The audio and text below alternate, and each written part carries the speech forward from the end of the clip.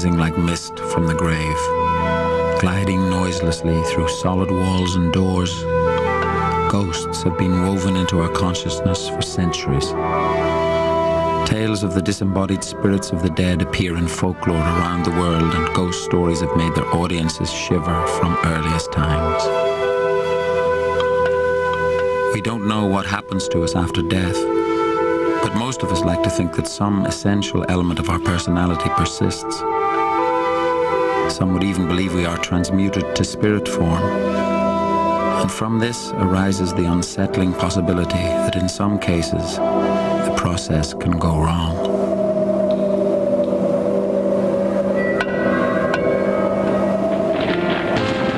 There are as many sorts of ghosts as there are human societies. But there are also striking similarities between ghosts in different countries and centuries. Sometimes the ghosts are of well-known people and are instantly recognizable. The ghost of Abraham Lincoln is often seen at the White House. The many deaths in the American Civil War deeply troubled Lincoln. Perhaps this is what prevents him from resting eternally in peace. Unlike Lincoln, other ghosts may be anonymous. One of the more common motifs is the White Lady, often clad in flowing white robes. In Russia, Rusalka is the ethereal ghost of a drowned woman, seen haunting rivers and lakes. There are various explanations for her presence: a desperate love affair, a tragic accident, murder, but all involve powerful emotions and deep passions that have caused her soul to be trapped forever at the scene of her death. The Rusalka is not frightening, although her appearance may cause alarm. She has even been said to help lost travelers and fishermen in difficulties. Although some ghosts are comforting or consoling, most are quite literally chilling experiences. The air temperature plummets when a ghost appears. Witnesses have a variety of reactions. Terror is a common one, as is shortness of breath, and many experience the classic sensation of hair standing on end. The ghosts themselves come in many shapes and styles. They have been ethereal or solid, grotesque or beautiful, talkative or silent. They can be men, women, or children, animals, vehicles, or even entire buildings. Whatever form ghosts take, the living recognize that they are in the company of something unreal, something which defies natural laws and challenges the safety of their known world. But our fear of the unknown competes with our fascination, and our deeply felt interest in ghosts has hardly diminished over time.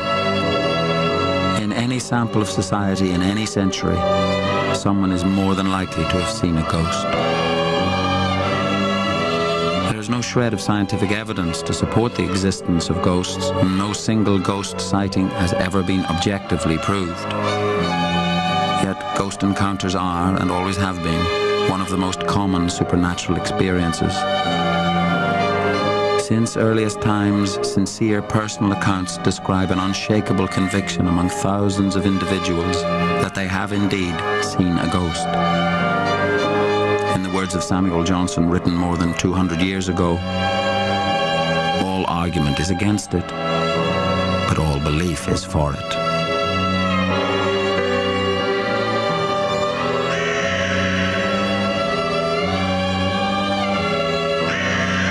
In the Middle Ages, ghosts were known to engage in battles with the living and even appear as entire hordes. Few things could be more unnerving than the unstoppable band of thundering ghostly horsemen which swept across northern Europe as the Wild Hunt. Led originally by incarnations of Norse gods, the Wild Huntsman terrified those who saw or heard them. The Wild Hunt is an ancient Scandinavian legend which has been commonly believed in a large area of northern Europe. And the story is that the Wild Hunt derives from the belief that the god Wotan occasionally paid visits to the earth, accompanied by a retinue of huntsmen, horses, and baying hounds. And his object in visiting the earth was to abduct souls and take them back to Valhalla. Sightings of the Wild Hunt declined during later centuries as Christianity spread across Europe.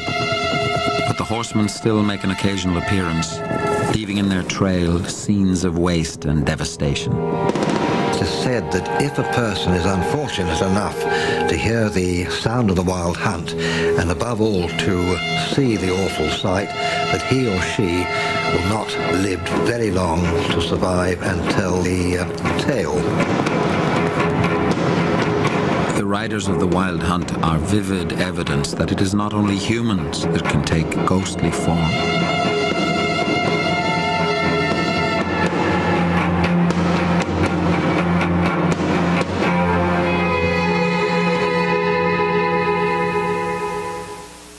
Legends of phantom coaches and, of course, horses and mysterious riders are part of folklore everywhere. So I suppose that's sort of kind of extension from ghosts.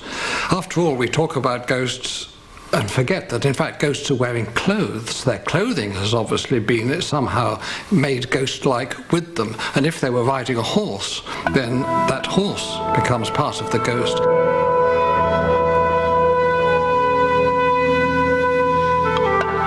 The chilling image of the headless horseman in the twilight is familiar across Europe and North America. Deeply embedded in tales of murder and revenge, these figures typify the ghost condemned to repeat eternally the journey of its villainous life. They are a potent symbol of the restless ghost, unable to find peace in the grave.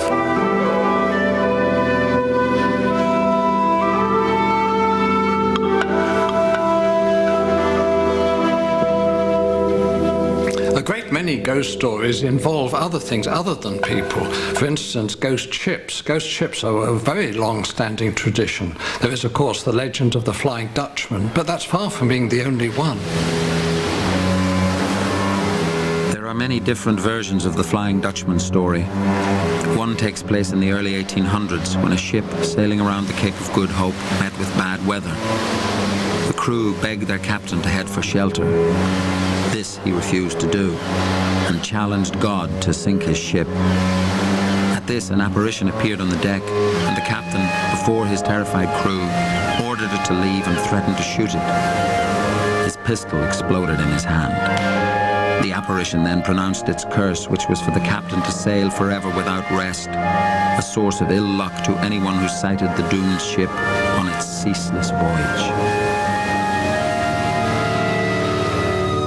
Ghosts exist in all societies around the world since the beginning of the recording of human history. Beliefs about ghosts around the world are surprisingly similar in many ways. The dead are meant to move smoothly from the land of the living to their proper place among the spirits. If this transition goes wrong, the spirit is stranded, neither one thing nor the other.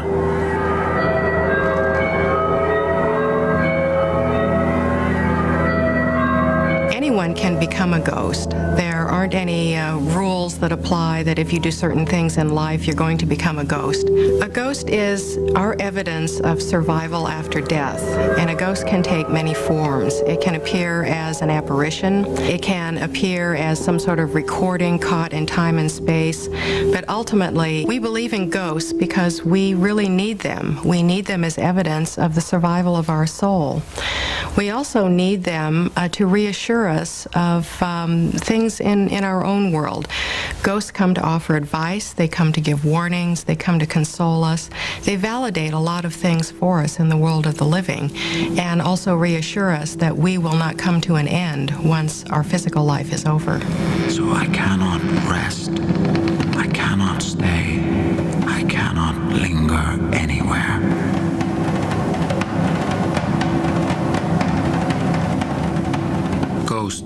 having the benefits of hindsight and experience, may also give guidance to the living. The novelist Charles Dickens had seen ghosts himself, and they played central roles in his fiction. In one of Dickens' most popular works, A Christmas Carol, ghosts teach Scrooge the error of his ways and change his wretched life before it is too late.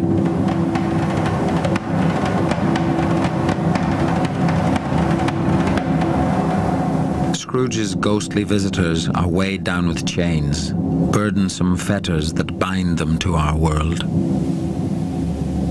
But Dickens was not the first to use this motif. The chain-clanking ghost is as old as literature itself. In what is considered the very first recorded ghost story, the Greek Athenodorus describes the sound of rattling chains. Well, Athenodorus is the great classical investigation, probably the first classical investigation that ever took place. It's recorded by Pliny the Younger, the Roman historian, and has come down to us as the first example of a chain-clanking ghost that we know about. Athenodorus' story was a true one, based on his own experiences. The events took place in Greece more than 2,000 years ago and center on a house known to be haunted by the particularly noisy and troublesome ghost of an old man. Taking advantage of the attractively low rent and unmoved by the dire warnings of previous inhabitants, Athenodorus moved in. Soon he became aware of the nightly chain clanking and even saw the tortured apparition. At first, Athenodorus attempted to ignore it, but then, his curiosity aroused, he realized that the ghost was trying to communicate with him. Athenodorus followed the ghost into the night.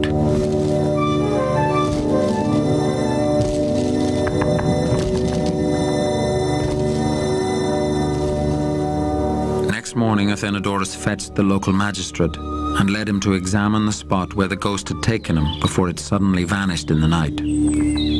Athenodorus was convinced that the ghost had a reason for his haunting. He wondered if the spirit had no proper resting place and decided that there would be no peace in the house until he solved the puzzle of the unhappy apparition. In the night, Athenodorus had marked the spot with a handful of leaves. There, he was sure, lay the solution to the mystery. When they dug at the spot, the remains of a body were found. The bones were reburied with proper ceremony, and the ghost was seen no more.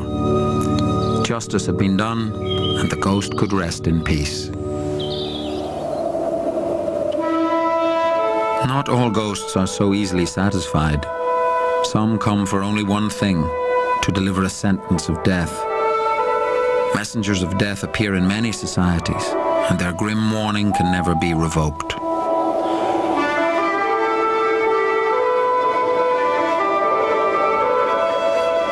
The message may come as a glimpse out of the corner of the eye, as the echo of a beautiful song, or an intolerable wail, but its meaning is always instantly clear to the doomed target. One of the most common types of ghosts is the death omen ghost, the ghost who appears to warn of an impending death. The banshee falls into this category, the banshee of Irish and Scottish folklore.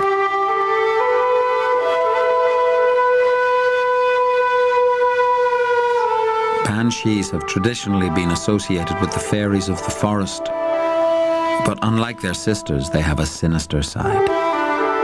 Banshees are a Celtic, essentially an Irish belief. They are a form of crisis apparition insofar as their howling is sometimes said to be heard when a death is about to take place.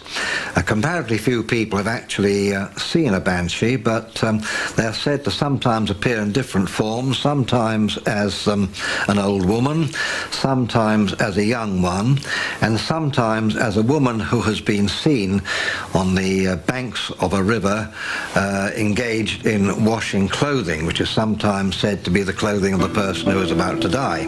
In the year 1318, the Norman knight Richard de Clare met his banshee. On his way to battle in Scotland, he saw a loathsome woman at the river's edge.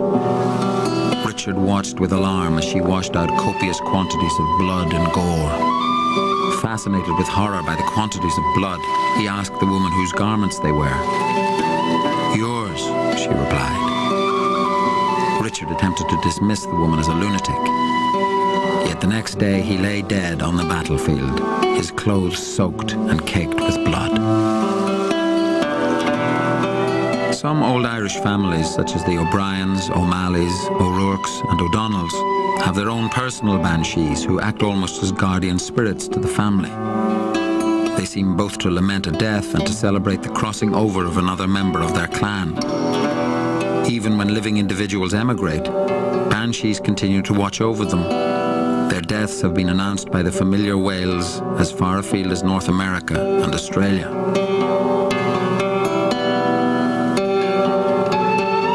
For centuries, the banshee has meant certain death, normally within days of her appearance. Family members who hear her haunting song know one of them will soon die. But for those who actually see the banshee, they know the death will be theirs.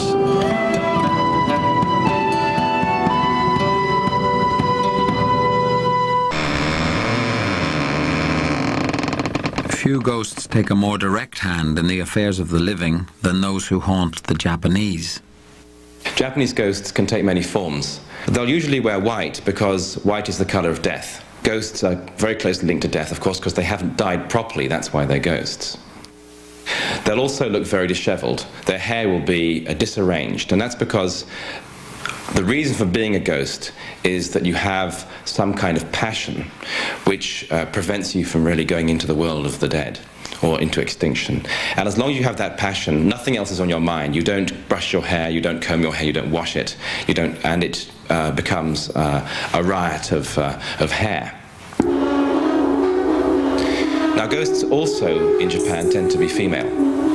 And the reason for that is the strong emotion, the emotions of the heart, are traditionally thought to be more matters of women than men, because women, it is thought, have less self-control.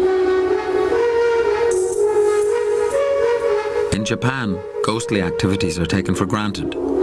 They intrude everywhere and can be the cause of much misery.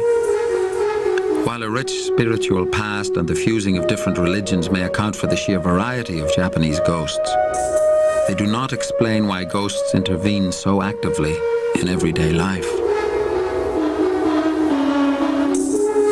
Japanese ghosts have some powers that Western ones don't have. For example, Japanese ghosts can kill. In the West, a ghost can inspire somebody else to take revenge for them. Hamlet's ghost, for example, tries to get the younger Hamlet to murder Claudius. A Japanese ghost wouldn't need to do that. The Japanese ghost could come back and kill for him or herself. And they can do this by driving the person insane and to suicide. Or they can do it much more easily by breathing on them some malevolent spirit and killing them. Not surprisingly, illustrations of ghosts and ghost stories have been a prominent part of Japanese popular culture. Volumes of ghost prints were greeted with pleasure and excitement in the Japanese homes of the 18th and 19th centuries, and demand for ever more grotesque and horrifying images grew on such a scale that the government became concerned and finally passed laws to curb their publication.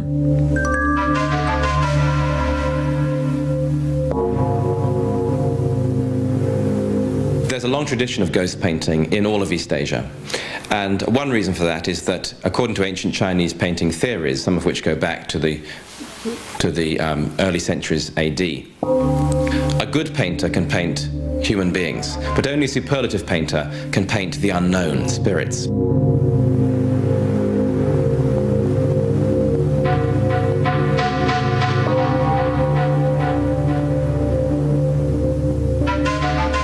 In Japanese thought, it is the unhappy, uncared-for ghost which is most likely to be troublesome to the living. It is worth some effort to follow the rituals which will ensure the spirit's safe passage on their journey west to the land of the dead.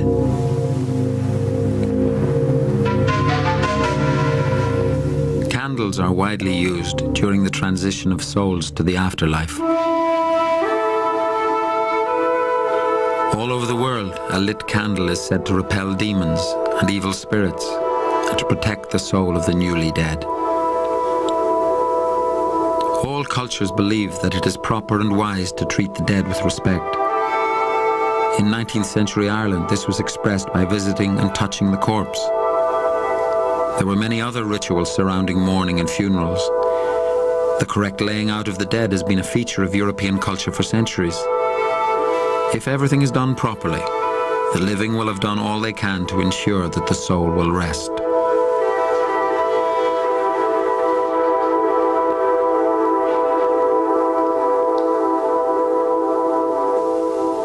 Mirrors, always powerful in mystical thought, have long been considered confusing to a soul weakened by its approach to death. In parts of Europe, all reflective surfaces are covered as a precaution. The unsettled period immediately after death is a dangerous one. Ghosts and evil spirits threaten the deceased and close family. Charms, amulets, and religious symbols are all used as protection.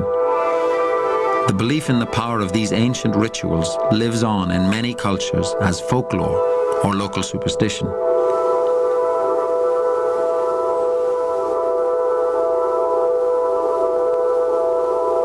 In the Scottish lowlands, candles are still waved over corpses in a pre-Christian ceremony.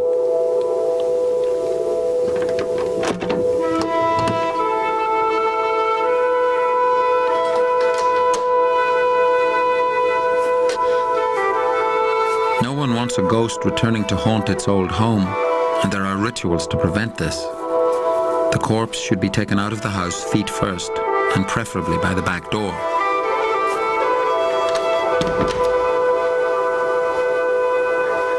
Its progress to the grave must be slow and solemn, and may include stops at places with special meaning for the deceased, to give the spirit the chance to take a final farewell.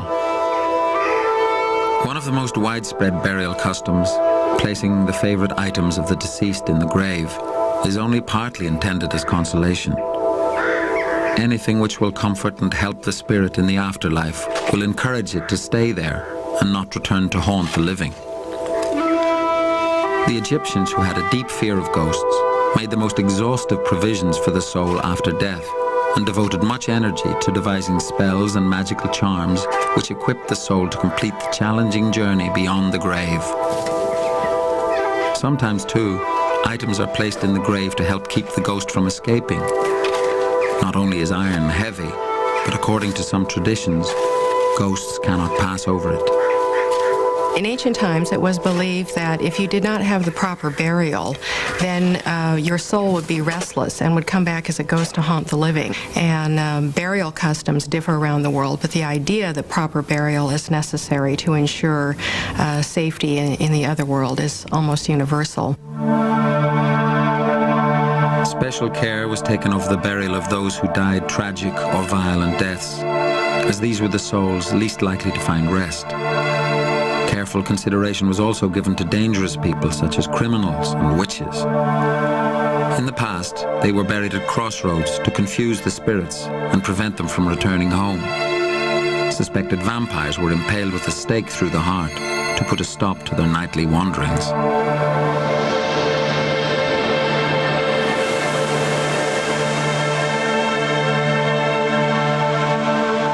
The cemetery is a calm and peaceful place, and most cultures try to keep it that way. Iron railings ward off evil spirits and hold in ghosts.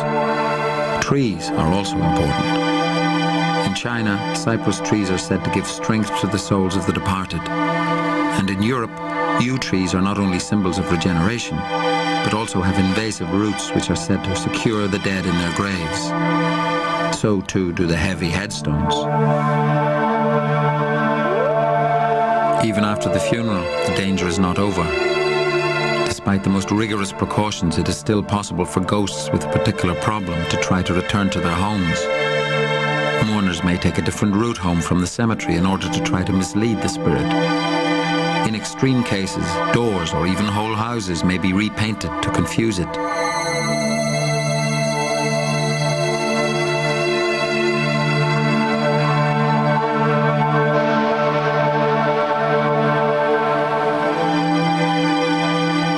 Superstitions deal with the discouragement of ghosts. Iron horseshoes on the door help to keep them at bay, as does salt when laid along the threshold. Best of all is a flowing stream which no ghost can cross. The traditional wearing of black clothes makes the mourner harder for the searching spirits to locate.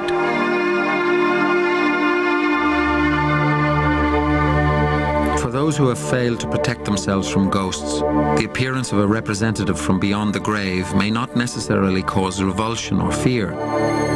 Sometimes they may be positively welcomed.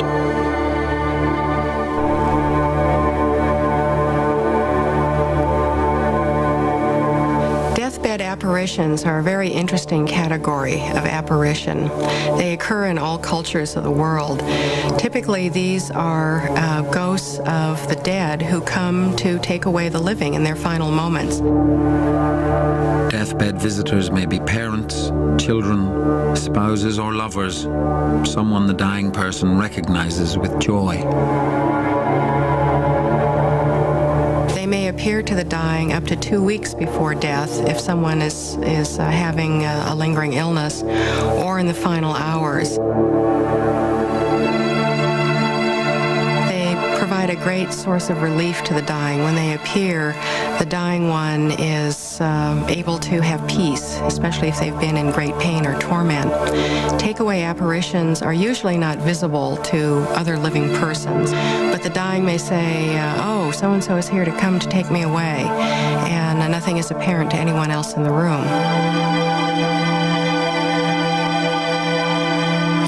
Frequently, the dying person sees scenes of great beauty, what will be the heaven to come, literally. Beautiful gardens, majestic alpine meadows, heavenly palaces, that sort of thing. The takeaway apparitions who beckon from the other side are usually loved ones who are dead, and they come to take the soul away to heaven.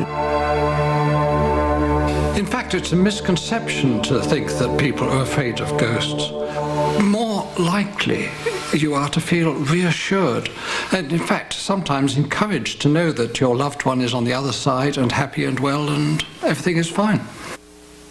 Ghosts are not only there to help in the transition from life to death, they are also said to serve as guides to the afterlife. They smooth the way of the departed by helping to orient them in the world of the dead.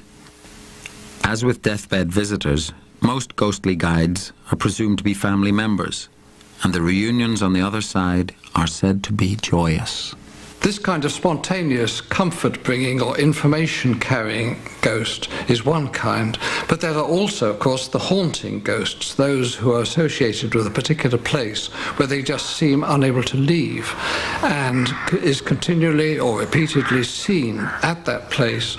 They haunt the battlements of a castle, they walk through the corridors of a palace or an abbey or something of the sort. And usually they seem to be involved in their own problem. If somebody goes up to them, they probably don't respond. They just carry on walking along with a rather sad expression on their face, obviously concerned with their own personal predicament. Since the 16th century, Clononey Castle in Ireland has been haunted by the tall, gaunt spectre of a nobleman who regularly floats in and out of the castle walls. The only clues to his identity lie in a simply marked grave just beyond the castle boundary. Buried together are the bodies of Mary and Elizabeth Boleyn, cousins of Henry VIII's unfortunate wife Anne. No one knows how they died or why they were buried together, but it's thought that the restless nobleman may have played a part in their mysterious demise.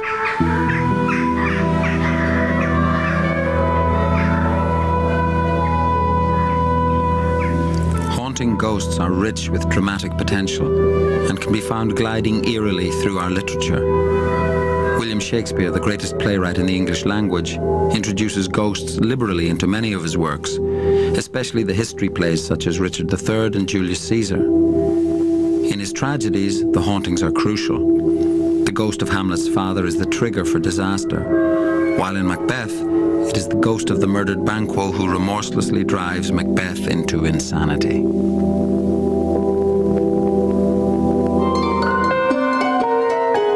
Royalty is well represented among British ghosts, and several kings and queens seem unable to rest in their graves. Most commonly seen is the ghost of the tragic Anne Boleyn, wife of Henry VIII and mother of the first Queen Elizabeth. Anne's inability to produce a male heir brought a sudden end to her reign, and her life.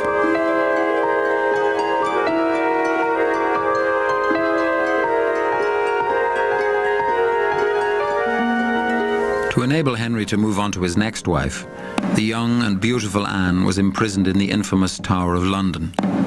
Trumped-up charges of adultery, witchcraft and treason were brought against her, and in the year 1536, Anne was beheaded.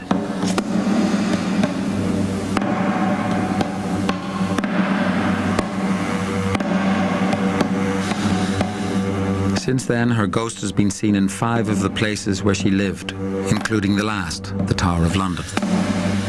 There, the Beefeaters, traditional guardians of the tower, have seen her in several guises. Sometimes Anne appears simply as a glowing light. More often, her spectral figure is seen walking through the precincts of the castle. But most spectacular of all are those occasions when she materializes as a gliding figure carrying her head under her arm. This unsettling sight is one of the most famous haunting images. The ghost of Anne Boleyn is also seen at several other locations. She is said to haunt her childhood home at Blickling Hall, as well as her favourite royal palace at Hampton Court. At these places her ghost seems more at ease. Rarely is she seen in her headless form. Instead, her ghost walks quietly through gardens and courtyards, revisiting the scenes of her happiest moments. For their resident ghosts, the White House in America is such a place. It's interesting that Abraham Lincoln, who later became a most active ghost, was himself fascinated by spiritualism. In an effort to communicate with his dead son, he sought the help of several mediums. We do not know whether he ever contacted his son, but the messages received during the long seances are credited with, among other things, convincing him of the evils of slavery.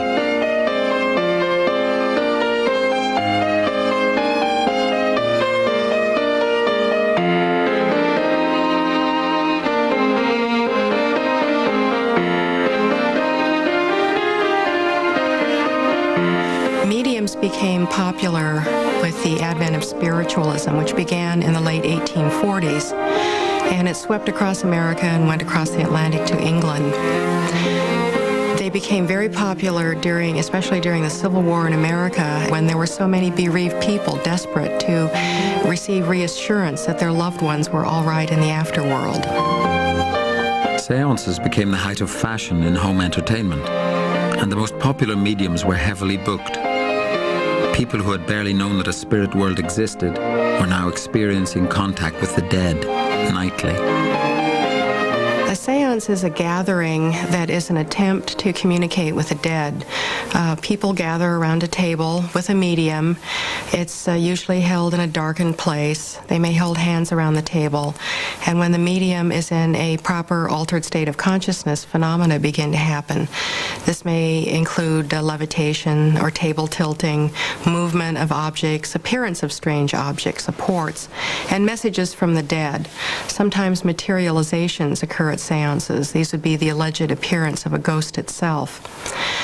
A medium could get a direct message from a spirit and speak it, or go into a trance and have his or her body used as a vehicle for a spirit to speak.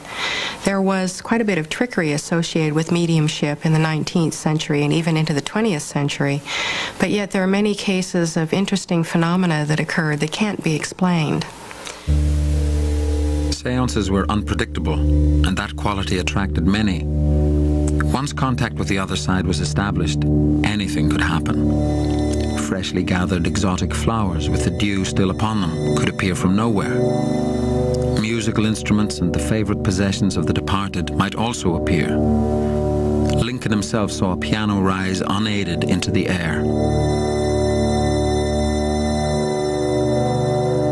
Perhaps it was his sensitivity to spiritual matters that led Lincoln to have 2 marked premonitions of his own death. Before his election in 1860, he had been alarmed by seeing a second, detached image of himself in his mirror. Just 10 days before his assassination in 1865, he had a powerful dream which was to come true. He wrote in his journal, "I retired late. I soon began to dream. There seemed to be a death-like stillness about me. Then I heard subdued sobs as if a number of people were weeping. I thought I left my bed and wandered downstairs. There the silence was broken by the same pitiful sobbing, but the mourners were invisible. I went from room to room. No living person was in sight, but the same mournful sounds of distress met me as I passed along. Determined to find the cause of a state of things so mysterious and so shocking, I kept on until I arrived at the East Room, which I entered. Before me was a catafalque, on which rested a corpse wrapped in funeral vestments. Around it were stationed soldiers who were acting as guards, and there was a throng of people, some gazing mournfully upon the corpse, whose face was covered, others weeping pitifully. Who was dead in the White House? I demanded of one of the soldiers. The president, was his answer. He was killed by an assassin. Then came a loud burst of grief from the crowd, which awoke me from my dream. I slept no more that night, and although it was only a dream, I have been strangely annoyed by it ever since. Lincoln's murdered body was taken to his home in Springfield, Illinois, where he was buried. Even the funeral train that carried his body became supernaturally charged. It's said that each year at midnight on the anniversary of his assassination, a phantom funeral train retraces its journey across America.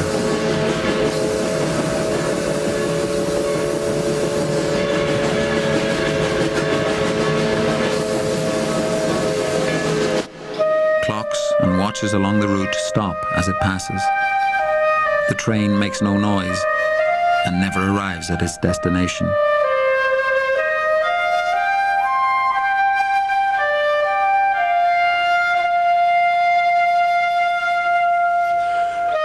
Several visitors to the White House have reportedly seen the recurrent ghost of the assassinated president. First Lady Grace Coolidge, President Harry Truman, even British Prime Minister Winston Churchill received a visit from the ghost when he stayed at the White House. Queen Wilhelmina of the Netherlands gave a clear account of her ghostly encounter with Lincoln. One night during a visit to President Roosevelt, she was in her room reading her Bible. She answered a knock at her door and was confronted by a tall, bearded man in a top hat and 19th century clothes. She only realized the next morning that it was the ghost of Lincoln that she had seen. After his death, his widow, Mary Todd Lincoln, went under an assumed name to the spirit photographer William Mumler. The resulting photograph shows a misty image of the dead president next to his wife. Bostonian William Mumler was at the forefront of a new vogue. In 1861, he had developed a photographic plate which seemed to contain a ghostly image. The idea was born, and soon spirit photographers were being produced to order.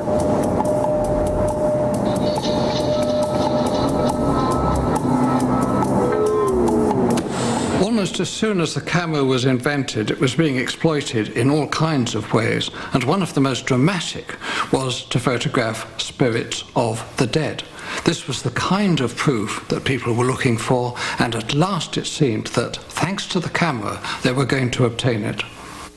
And the result was you got a great number of people producing trick photographs in which ghostly spirits were shown.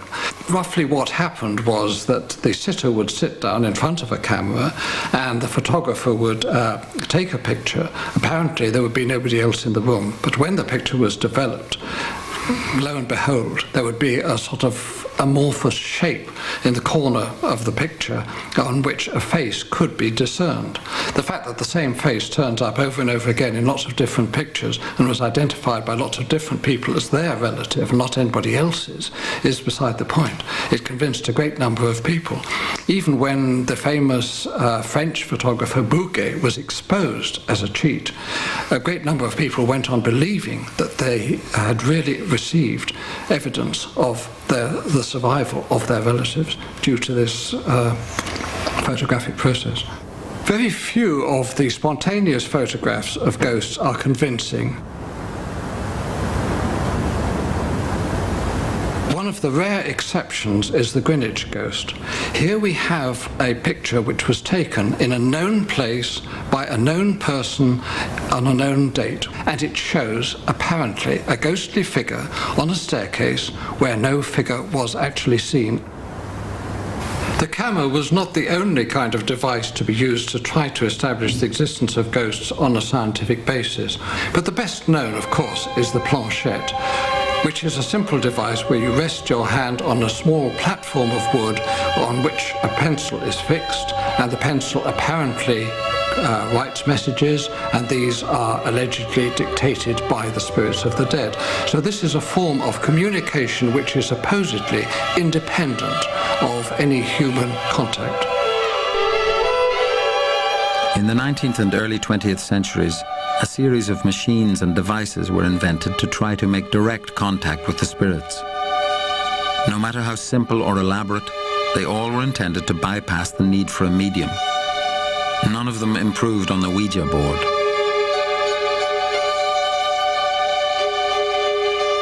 The Ouija board, which is how most people speak of it, is in fact derived from the two words oui, which is yes in French, and ja, which is yes in German.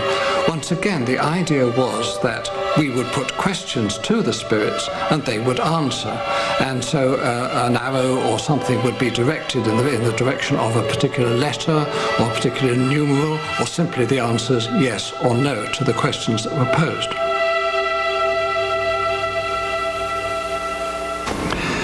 Many skeptics would say there's no such thing as a ghost. And in a strictly scientific sense, you'd have to say there is no proof. No definite, absolute, certain 100% proof. What we have is testimony. We have more than 2,000 years of stories of ghosts. Are we really going to say that every single one of the people who tell us these stories was imagining it? More ghostly occurrences attached to Cloughan Castle than to almost any other site in Europe. Located in Banagher, Ireland, Cloughan has been inhabited for more than 1,000 years. During its history, it has been the scene of much bloodshed. Norman invaders were driven out in 1336 by Owen O'Madden, the great Irish chief who settled there with his clan. 2 centuries later, the O'Maddens again defended their land. This time it was against English invaders. In 1595, they were attacked by the Elizabethan English army. And there was a terrible battle here, and 200 people were killed in one day.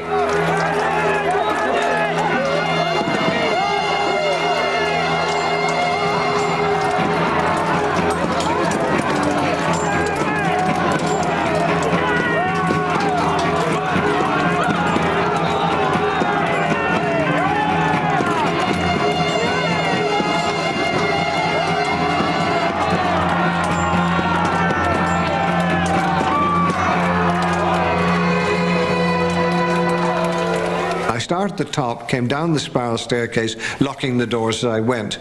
And I banged a lock like that, and at that moment a silvery shape shimmered in the corner. And at the split second, the door shut. The most unearthly scream went up, high-pitched screaming. And this went on for about a minute. And then complete silence.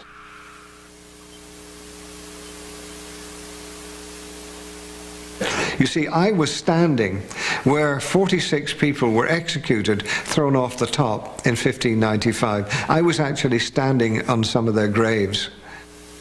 Sometimes the ghosts of Cloughan did more than scream. We had the strange experience of my caretaker saying that we're having a very odd thing happening. We've got a cushion in the dining room, which is being moved every Wednesday and Sunday night. It's always moved in the same way, from the right. He went round taking photographs, and he took one of the cushion and the settle where the cushion was, and thought nothing more of it. So when the picture came out, there was this figure kneeling in front of the settle with his right hand on the corner of the cushion that was always moved. I believe that traumatic experiences imprint something on the walls in a form of energy, and if someone is sensitive enough or the circumstances are right, that can bring it back. But beyond that, I believe that when people die, they continue to exist on another level, and in certain circumstances and in certain places, they are able to appear to us. And I believe that this is one of those places. People definitely do not die. They can return if they wish to return. I don't think that when I die that I will be gone completely. I think that if someone starts mucking around in this place and I'm in some other form, I'll do my best to remind them of the fact that they shouldn't be doing it. Who knows?